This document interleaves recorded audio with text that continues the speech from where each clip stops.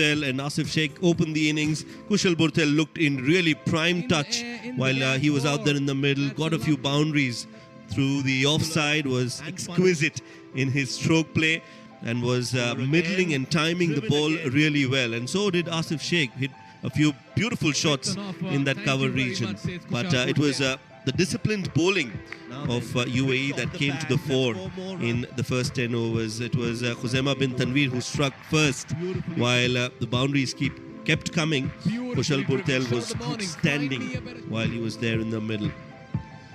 A chance gone down. The fielding of UAE was something that can be worked upon. They missed quite a few deliveries in the field, and that resulted in some runs as well. Dipendra Singh Airi came out to bat, and he came out and played like a fighter.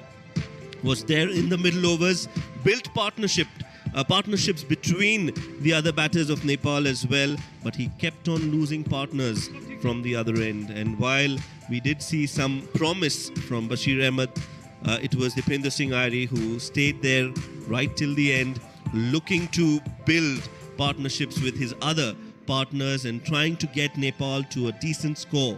However, that was not the case as UAE kept on chipping wickets. Haider Ali in the middle overs was miserly in his spell and did ensure that he didn't give away too many easy runs as well. And pointed out, it was the fielding that was not up to the mark for UAE. They were lucky that the chances that were given were not taken by the Nepal batters. A few loose deliveries resulted in some sixes being hit straight down the ground. But overall, I think the UAE bowlers and the fast bowlers in particular did a wonderful job. So that's how Nepal batted in the first innings. Some contribution at the top coming from Kushal Burtel. He gave away his wicket at the wrong time. 20